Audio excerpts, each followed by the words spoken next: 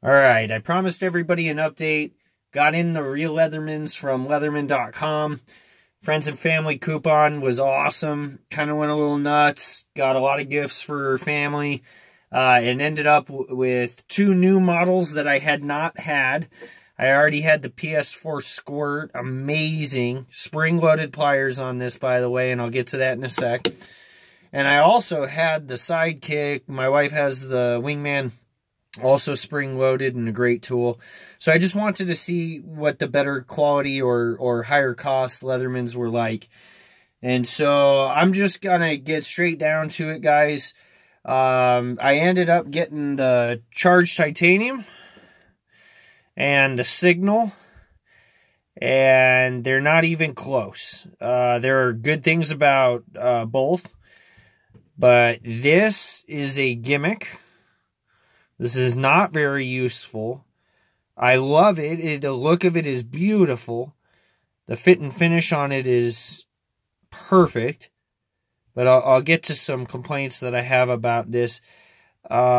It's not a pocket toolkit. If you're okay with that, and I'll get to it in a sec, but all this is an outdoors survival, last-ditch survival tool. And there are other options that you might want to consider before you buy it. Is this $110? So the Charge is a perfect pocket toolkit.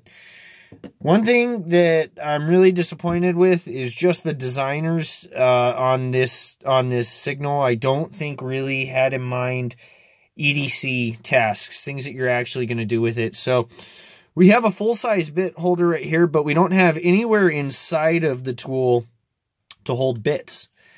And so all you have on here are the proprietary bits that Leatherman has. Okay. And to add to the problem, because these are not full-size, so you can't use anything in the full-size yet, but there are no compartments in here to hold a full-size bit, even one. And what happens is, in order to use any of the tools that are on the inside of the handles, you can't close the handle. You can't close the handle in using it. You got this hammer that you're never going to use.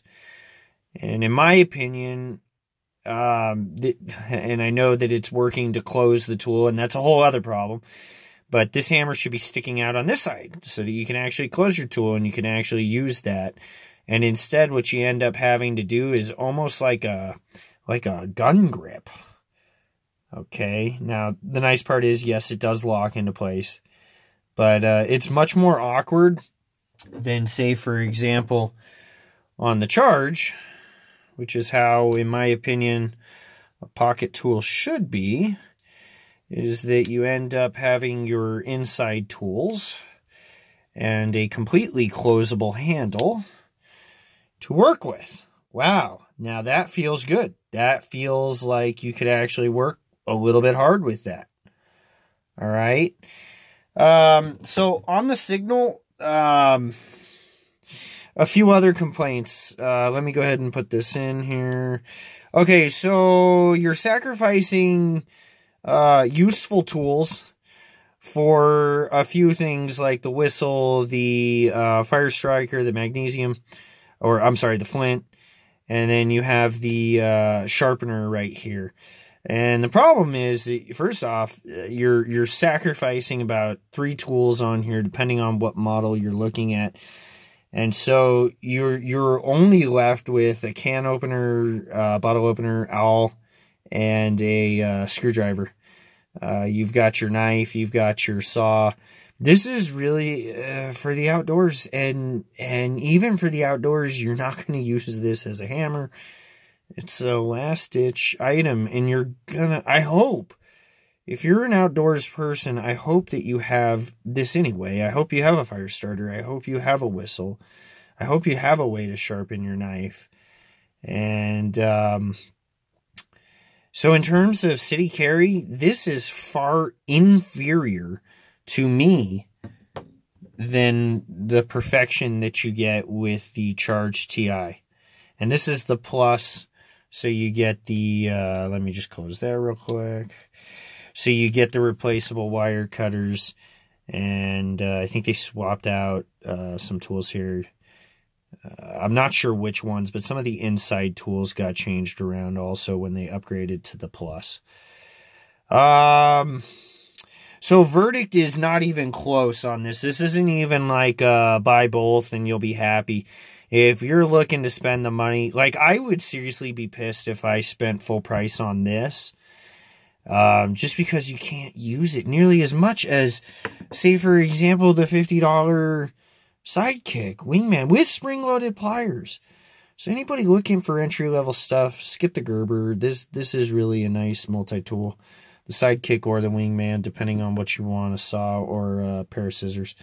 But if you're looking at upgrading from there and getting into the higher price Leatherman tools, and if you're trying to compare between the Signal or the Charge, either in aluminum or titanium, this is not up for debate. On my end, 100% going with the Charge. I carried these for the last few weeks just to kind of see. I didn't really have a preference until I went to use them. They both look pretty. They look really pretty. Actually, the Coyote Tan is sexy. And I wish they just came out with a Realtree camo version. But I wish they had a version with the Coyote Tan for the Charge. But they don't, and it's fine. That's all right with me. The titanium has its own appeal to me that's very nice. So for whatever it's worth, this is a lot more expensive than the Signal. This one runs at about 185. That one runs at 110. But again, to me, it's not even a comparison. The Charge, it wins all day. All right. Any questions about models, please let me know. Thanks for watching. Take care, everybody.